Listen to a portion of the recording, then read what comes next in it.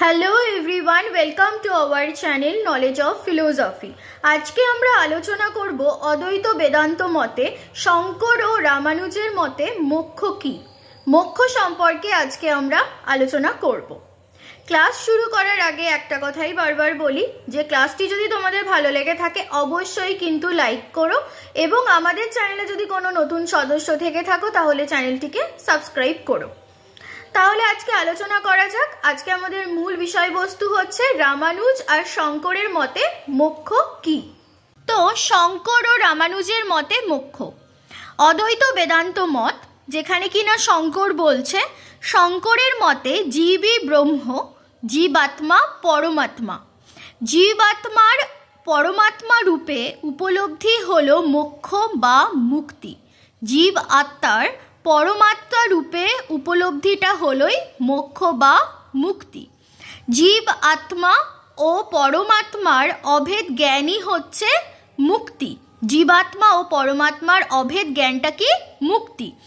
ব্রহ্ম সৎ চিদানন্দ স্বরূপ, জীব সৎ চিৎ ও আনন্দ স্বরূপ। তাহলে শঙ্করের মতে প্রথম যে জিনিসটা বোঝা যাচ্ছে যে জীবাত্মার পরমাত্মা রূপে উপলব্ধি হলো মোক্ষ বা মুক্তি, অর্থাৎ জীবাত্মা ও পরমাত্মার অভেদ জ্ঞানই হচ্ছে মুক্তি। তার মতে ব্রহ্ম হচ্ছে সৎ চিৎ এবং আনন্দ স্বরূপ। মানে ব্রহ্ম যেমন সৎ চিৎ আনন্দ স্বরূপ, তেমনি জীবও কিন্তু সৎ চিৎ ও আনন্দ স্বরূপ। এবং বলছে বিশুদ্ধ জ্ঞানই হচ্ছে মুক্তির উপায়। শঙ্করের মতে মুক্তির উপায় কি? বিশুদ্ধ জ্ঞান। এবং শঙ্কর দু প্রকার মুক্তির কথা উল্লেখ করেছেন, একটা হলো জীবন মুক্তি আর একটা হলো বিধেয় মুক্তি। শঙ্কর ক প্রকার মুক্তির কথা উল্লেখ করেছেন? দু প্রকার। কি কি? জীবন মুক্তি আর হলো বিধেয় মুক্তি। অর্থাৎ তার মতে বিশুদ্ধ জ্ঞানই হলো মুক্তির উপায়। অদ্বৈত বেদান্ত মতে পুরুষার্থ সাধনের পদ্ধতি, এই সম্পর্কে আমরা একটু আলোচনা করব। যে এই যে পুরুষার্থ অর্থাৎ এই যে মোক্ষ, এই মোক্ষটা আমরা কিভাবে সাধন করব। আমাদের মতে ভারতীয় শাস্ত্রে আছে পুরুষার্থ হচ্ছে কি কি? ধর্ম, অর্থ, কাম, মোক্ষ। তার মধ্যে লাস্ট যেই পুরুষার্থ সেটা হলো মোক্ষ। সেই পুরুষার্থ বা মোক্ষ সাধনের পদ্ধতিটা কি সেটা নিয়ে আমরা একটু আলোচনা করব। অদ্বৈত বেদান্তে শঙ্করের মতে এই পুরুষার্থ সাধনের পদ্ধতি অর্থাৎ মোক্ষ লাভের প্রকৃষ্ট পথ হচ্ছে জ্ঞান মার্গ। অর্থাৎ জ্ঞান মার্গের দ্বারাই কিন্তু মোক্ষ লাভ করা যায়। অর্থাৎ আগের একটা পয়েন্ট আমরা বলেইছি যে বিশুদ্ধ জ্ঞানই হচ্ছে মুক্তির উপায়। শঙ্করের মতে কর্মের পথ অবলম্বন করে মোক্ষ লাভ কখনো হয় না। জ্ঞানই মোক্ষ লাভের একমাত্র পথ, এবং কর্মের সঙ্গে জ্ঞানের যে সহাবস্থান সম্ভব নয়। অজ্ঞানই হচ্ছে বন্ধনের কারণ, জ্ঞানেই মুক্তি। জীব ও ব্রহ্মের অভেদ জ্ঞানই হচ্ছে মুক্তি। এই প্রকার জ্ঞানের জন্য প্রয়োজন হচ্ছে শ্রবণ, মনন ও নিদিধ্যাসন। শ্রবণ হচ্ছে তত্ত্বমসি ইত্যাদি বেদান্ত বাক্য শ্রবণ করা, আর মনন হচ্ছে ওইসব বেদান্ত মহাবাক্যের তাৎপর্য গ্রহণ, অর্থাৎ ব্রহ্মই একমাত্র সদ্বস্তু এমন চিন্তন, যে ব্রহ্মই সচ্চিদানন্দা এবং স্বরূপ, তাই তো। আর নিদিধ্যাসন হচ্ছে ব্রহ্মকে ধ্যানের বস্তু করে জীব ও ব্রহ্ম অভেদ উপলব্ধি।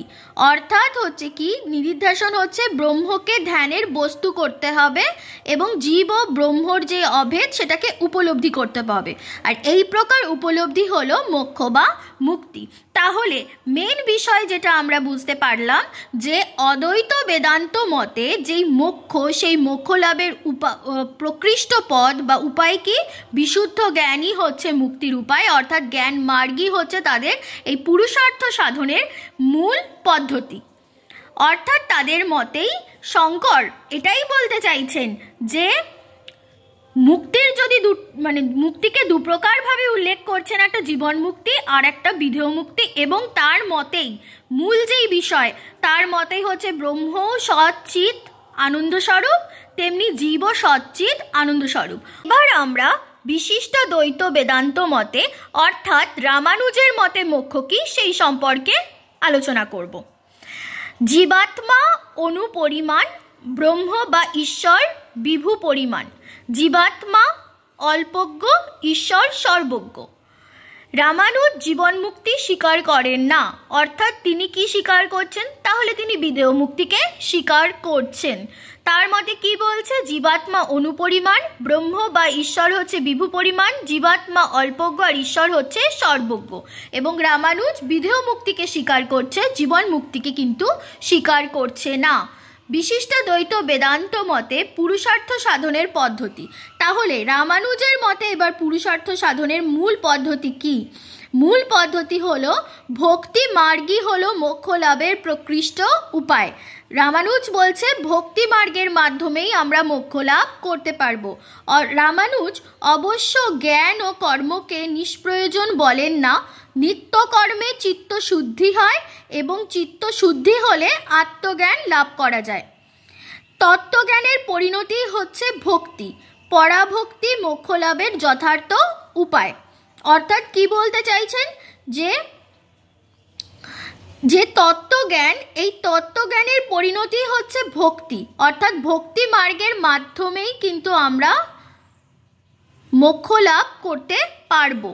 শুধু ব্রহ্মজ্ঞান থেকে মুক্তি হয় না, মুক্তির জন্য ঈশ্বরের করুণা প্রয়োজন। ঈশ্বরের নিত্য ধ্যান ও উপাসনা দ্বারা ভক্ত ঈশ্বরের কৃপা লাভ করলে তবেই মুক্তি লাভ সম্ভব। অর্থাৎ কি বলতে চাইছে? যে ঈশ্বরের নিত্য ধ্যান ও উপাসনা দ্বারা ভক্ত যদি ঈশ্বরের যেই কৃপা লাভ করছে সেই কৃপা লাভ যদি হয় ভক্তের, তাহলেই কিন্তু মুক্তি লাভ সম্ভব। রামানুজকে অনেকে জ্ঞান কর্ম ভক্তি সমুচ্চয়বাদীও বলেছেন, কিন্তু রামানুজ কর্ম ও জ্ঞানকে নিষ্প্রয়োজন না বললেও তাদের মুক্তির উপায় কিন্তু বলেননি। মুক্তির যথার্থ উপায় কি বলছেন? ভক্তি, অর্থাৎ ভক্তির মাধ্যমেই কিন্তু এই মুক্তি সম্ভব। অর্থাৎ রামানুজ এজন্যই ভক্তি মার্গী বলাই সঙ্গত, মানে রামানুজকে এজন্যই ভক্তি মার্গী বলা সম্ভবত হতো, মানে বলা হতো রামানুজকেই ভক্তি মার্গী বলা হতো। তাহলে বিশিষ্ট দ্বৈত বেদান্ত মতে পুরুষার্থের মূল পদ্ধতি কি? ভক্তির মাধ্যমে আমরা ভক্তি যেই মার্গ, সেই মাধ্যমেই আমরা মোক্ষ লাভ করব। তাই রামানুজ জীবন মুক্তিকে স্বীকার করেননি। তার মতে হচ্ছে ঈশ্বরের আরাধনা করলেই, ঈশ্বরের উপাসনা করলেই আমরা যদি ঈশ্বরকে মানে লাভ করতে পারি, তাহলেই আমাদের জীবনের মুক্তি হবে। সো বোঝা গেল রামানুজ আর শঙ্করের মতে মোক্ষ কি। অর্থাৎ শঙ্কর বলছে যে জ্ঞান মার্গই হলো মোক্ষ লাভের মূল পদ্ধতি বা প্রকৃষ্ট উপায়, আর রামানুজ বলছে ভক্তি মার্গের মাধ্যমেই আমরা মোক্ষ লাভ করব।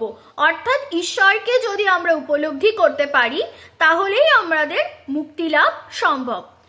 সো ক্লাসটি যদি তোমাদের ভালো লেগে থাকে অবশ্যই লাইক করো, এবং ক্লাস সংক্রান্ত যদি কোনো সমস্যা থেকে থাকে এবং ক্লাস সংক্রান্ত কিছু জানার প্রয়োজন মনে হয় তোমাদের, তাহলে অবশ্যই আমাদেরকে কিন্তু কমেন্ট করো।